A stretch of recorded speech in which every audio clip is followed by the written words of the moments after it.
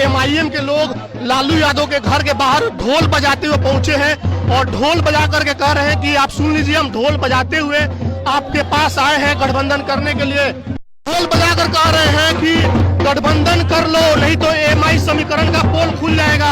आप देखिए, ये गठबंधन करने का नया तरीका आया है बिहार में और नारा लगा रहे हैं। आप सुन तेजस्वी अपने कानून को खोल, तेरे दरवाजे पे बज रहा है ढोल, तेरे दरवाजे पे बज रहा है ढोल।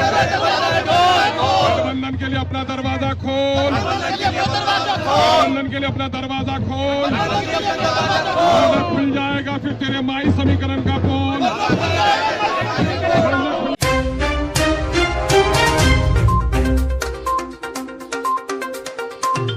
यही वजह है कि हम लोगों ने पिछले दिनों में राजद सहित तमाम घटक दलों को एक पत्र दिया कि बिहार में सेकुलर वोटों के बिखराव को रोकिए और सांप्रदायिक शक्तियों को पराजित कीजिए और गठबंधन की सरकार बनाइए।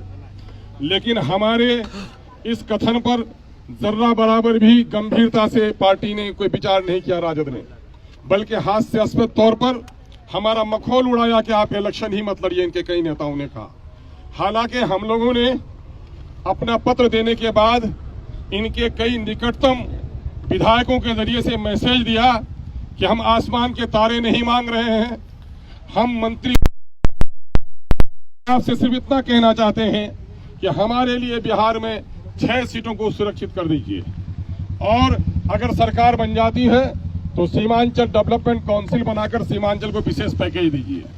अगर आपकी सरकार बन जाती है तो दलितों और पिछड़ों को और अल्पसंख्यकों को उनकी आबादी के अनुपात में तमामतर मामलात में उनकी हिस्सेदारी तय कीजिए।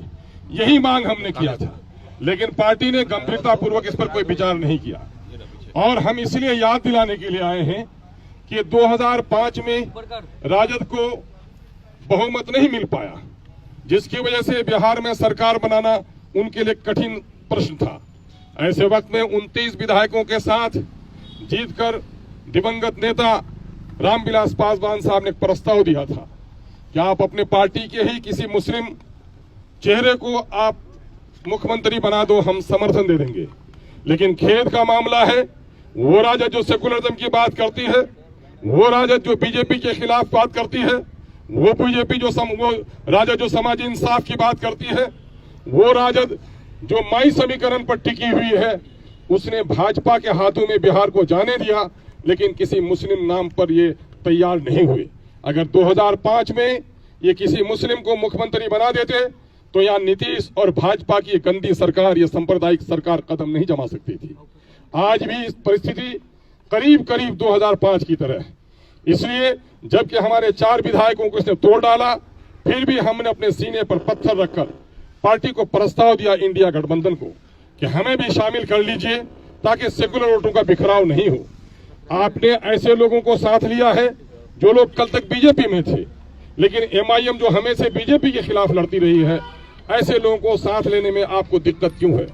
इससे साफ जाहिर होता है 2005 में किसी मुस्लिम मुख्यमंत्री के नाम पर तैयार न होना, 2025 में एमआईएम का समर्थन न लेना, एमआईएम को समर्थन न देना, इस बात का प्रतीक है कि माई समीकरण के तहत आप मुसलमानों का वोट चाहते हैं, लेकिन मुसलमानों को प्रतिनिधित्व करने देना नहीं चाहते हैं।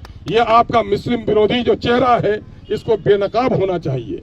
आपने जो लोग कल तक बीजेपी में थे, मुसलमानों के खिलाफ जिन्होंने बीजेपी का समर्थन किया, वो आज आपके गोद में बैठे हुए हैं और आप हमें अपने दरवाजे से महरूम रख रहे हैं। इसलिए अंतिम रूप पर आज सुनते हैं कि तेजस्वी जी ने कई बार कहा नहीं, कोई पत्र तो नहीं मिला, हालांकि पूरे देश में इस पर चर्चा हुआ है। तेजस्वी जी को चूंकि अमीरों के कान के पर्दे मोटे होते हैं, गरीबों की आवाज वो अक्सर नहीं सुन पाते। यही वजह है कि उनके दरवाजे पर आज ढोल बजाकर हम लोग ये कहने के लिए आए हैं, लालू तेजस्वी अपने कानों को खोल, तेरे दरवाजे पे बज रहा है ढोल, गठबंधन के लिए दरवाजा खोल, वरना फिर खुल जाएगा तेरे माई समीकरण का पोल। यही वजह है कि हम आज उनको पत्र देने के लिए आए हैं। ये पत्र आदरणीय लालू जी के और खिदमत में हम देने के लिए आए हैं। ये है हमारा पत्र।